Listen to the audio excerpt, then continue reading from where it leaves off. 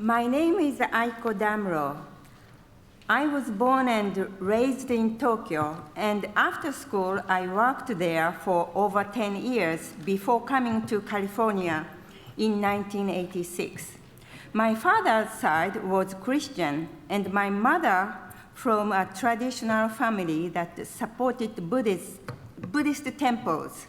When I was born, they named me Aiko, which means love in Japanese. I was told that the pastor at a Tokyo Christian church gave me that name after Corinthians 13.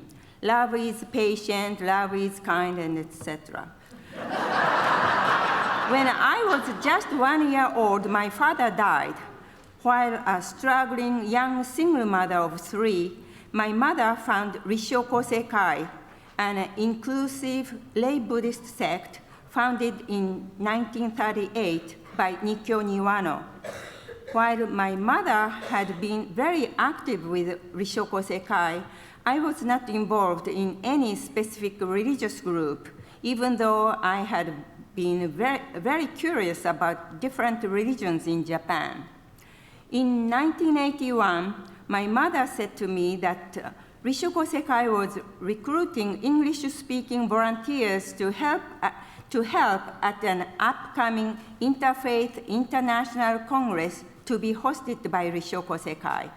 That Congress was for the International Association for Religious Freedom, IARF for short, founded by Unitarians in 1900. Rishoko Sekai joined the IARF together with 2 other Japanese religious groups in 1969 when Dana Greeley was the president of the IARF.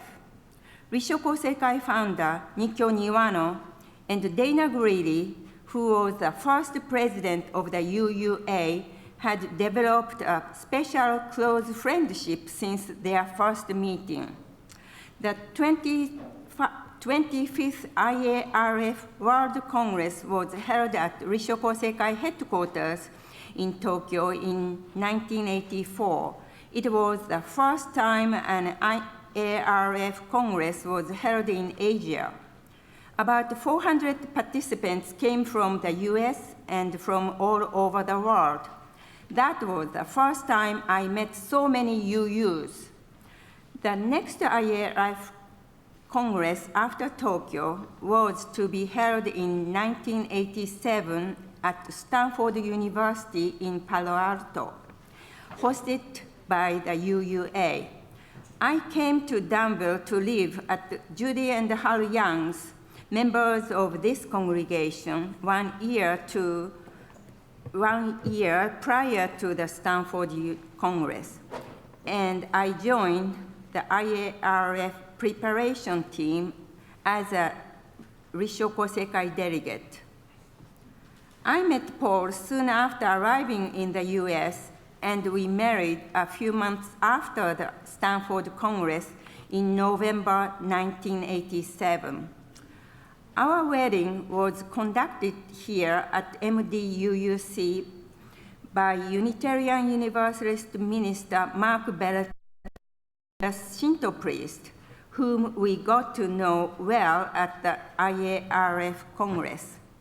Besides being longtime members of MDUUC, Paul and I are also longtime members of a small Rishoko Sekai congregation at the Dharma Center in Pacifica.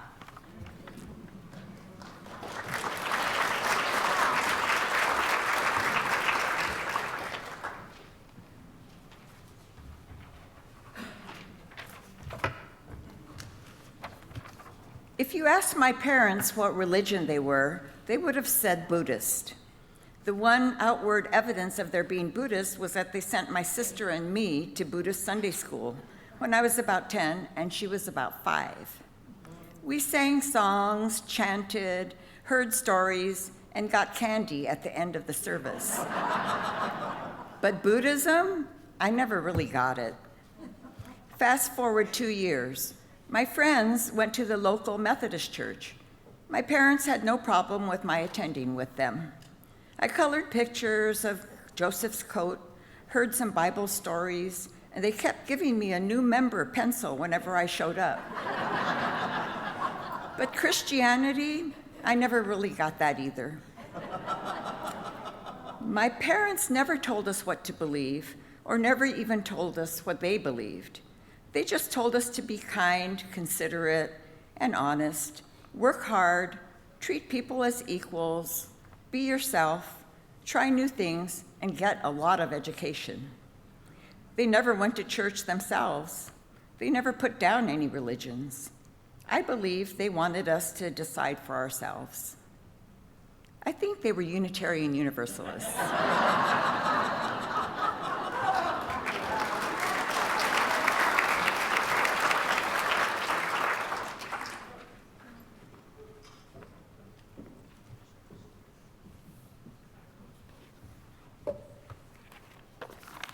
My name is Sachiko Torok. I came to California in October last year, staying at the retirement community, finally being very free to what I want to be.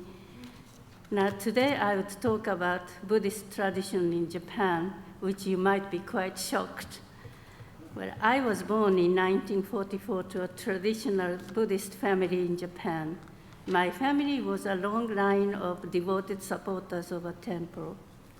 I was an eldest child, so my grandmother was keen to make me follow the Buddhist proper way of life. Whenever I told imaginative stories, I was a kind of tomboy, and I had so many imaginations, so I always told my grandmother what I have done, which was only half true. But she thought I was a really bad girl, and I was lying to her. So whenever she thought I was telling a lie, she took me to a family temple in front of this huge scroll of death, hell, with broad baths and all sorts of things, you know. It's very universal hell, I think. And of course, I was a very little girl, and I was so scary in that cold, huge main hall in the darkness. So the Buddhism beginning wasn't terribly good for me. When I was in high school, I was introduced to a Catholic church, which sounded much happier than Buddhist hell. Of course, at that time, I didn't know that Christianity has hell as well. Anyway, I kept studying Bible and was baptized at the age of 19 as a Roman Catholic. I married a Catholic man and moved around the world with my family, with my husband and 3 children. Being welcomed as a new member of the church was very helpful to fit into a Western way of life. Today, I'd like to stress the biggest difference between Buddhism and Christianity about the philosophy and the customs of death. In Japan, after death, we all become ancestors and has a room usually specially dedicated to a family worship of ancestors.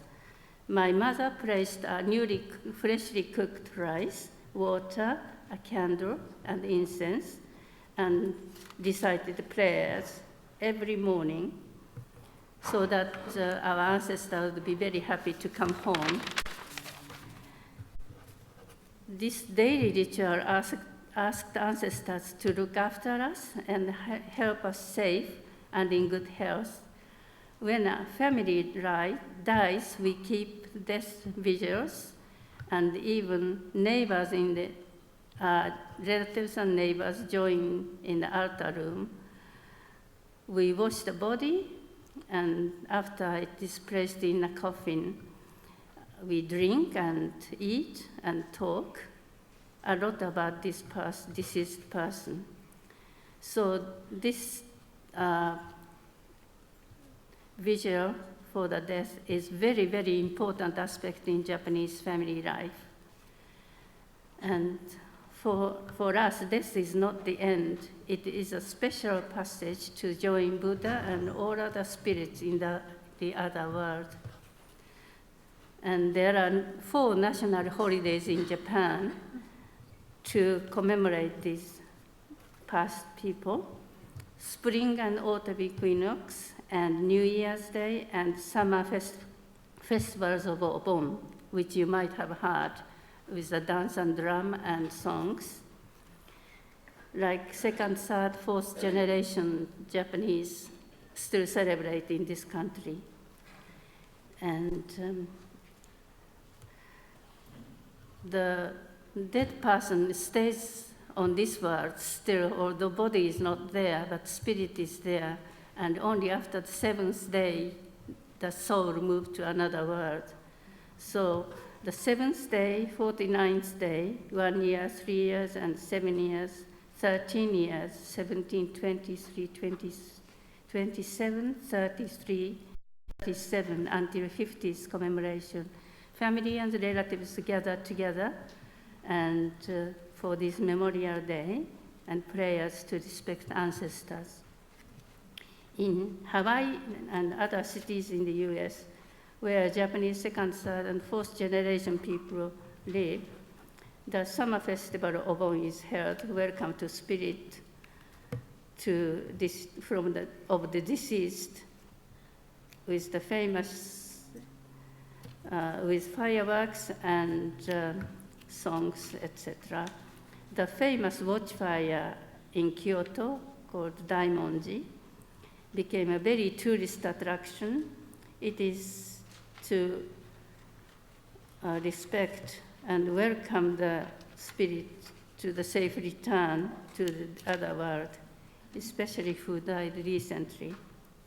From these customs, we can imagine that death is in Japan and many other Asian countries are not to be feared. Of course, not to be celebrated either, but it is a continuation of life, and it is a very different way of thought and lifestyle. This means it is not the end at all, and it is the world and our life to continue. We are still members of the family and can always be beloved ones through many generations to continue. We understand physical and material bodies are just so important here in this Western way of thinking. But in Japan, to become an ancestor and be appreciated coming back home is a really great thing. So in a way, I'm 75, maybe I have another 10, 20 years to live, but I'm in a way looking forward to move to another world. Thank you.